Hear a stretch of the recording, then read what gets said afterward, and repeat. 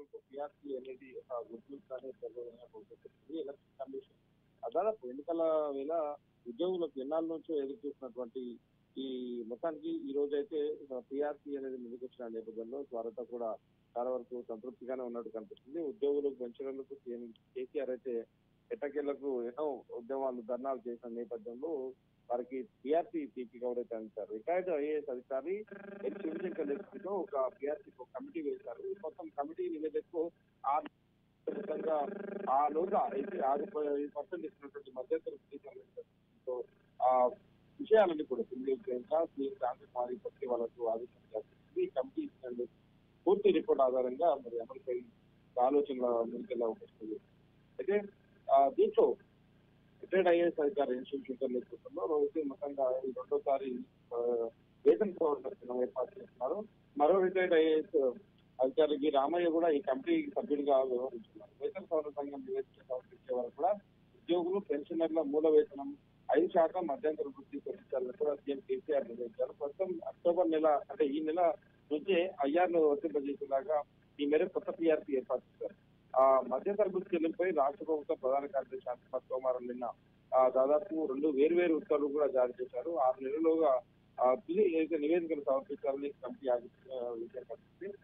వేతన సవరణ సిఫార్సుల కోసం దీని అంశాలపైన మార్గదర్శకాలు కూడా జారీ చేశారు. అయితే రాష్ట్ర ప్రభుత్వం ఉద్యోగులకు ఇతర రాష్ట్రాల్లో కేంద్ర ప్రభుత్వ ఉద్యోగుల పథకం వేతనాల పరిధిలోకి తీసుకొని ఉద్యోగుల వేతనాలపై సిఫార్సు చేయాలి. రాష్ట్ర ప్రభుత్వ ఆదాయ వృద్ధి రాష్ట్ర ప్రభుత్వ ప్రస్తుత భవిష్యత్తు మూలధన పెట్టుబడి అవసరాలు అభివృద్ధి సంక్షేమ నిధుల అవసరం పెట్టుకొని వీటన్నిటిపైన ఆలోచన చేసిన తర్వాత నిర్ణయంగా తీసుకునే అవకాశం ఉంది. అయితే 5% ఐఆర్తో 2,000 కోట్లకు పైగా భారం పడుతున్న నేపథ్యంలో ప్రస్తుతం అమల్లో ఉన్న తెలంగాణ రాష్ట్ర తొలి వేతన సవరణ గడువు కూడా దీంతో ముగిసింది. సో అప్పటి నుంచి కూడా పిఆర్సీ చాలా వేతన సవరణ వర్తింపజేయాల్సింది. కానీ తాజాగా ఏర్పడిన అక్టోబర్ తో దీని వేతన సవరణ స్టార్ట్ చేసే అవకాశం కనిపిస్తుంది. సో ఫిట్మెంట్ శాతాన్ని సిఫార్సు చేస్తూ రాష్ట్ర ప్రభుత్వం కనిపిస్తుంది. ఆ తర్వాత ప్రభుత్వ ఉద్యోగ సంఘాలతో సంపర్కం జరిపి కొత్త పిఆర్సీ అంశం నిర్ణయం తీసుకుంటారు గవర్నమెంట్. ఉద్యోగ పెన్షన్కు ఇచ్చేలాగా పూర్తి ఏర్పాట్లు చేశారు. అయితే రాష్ట్ర ప్రభుత్వ ఉద్యోగులు పెన్షనర్లు స్థానిక సంస్థల ఉద్యోగులు వర్క్ ప్యాటర్న్ ఉద్యోగులు ప్రభుత్వం నుంచి గ్రాంట్ ఎలిమినేట్ అందుకున్న సంస్థల ఉద్యోగులు మాత్రమే ఈ ఐఆర్ వర్తింపజేసేలాగా ప్రభుత్వం చెప్తుంది.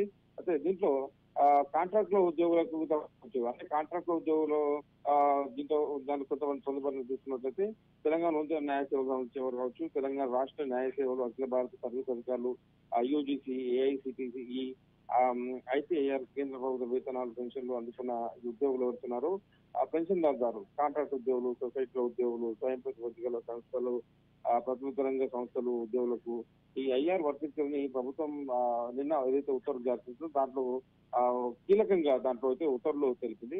సో మొత్తానికి అయితే ఏదేమైనా కూడా కొత్త ఈ ఐఆర్ మాత్రం రాష్ట్రానికి రాష్ట్ర బడ్జెట్ 2,000 కోట్లు 5% ఇస్తేనే 2,000 కోట్లు మాత్రం దీనికోసం వెచ్చించాల్సిన అవసరం ఉంటుంది.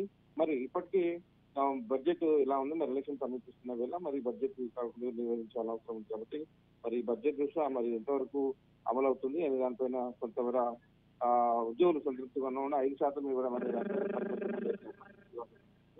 ఏమైనా ప్రభుత్వం ఒక అడుగు ముందుకు ఉద్యోగులంతా ఆశ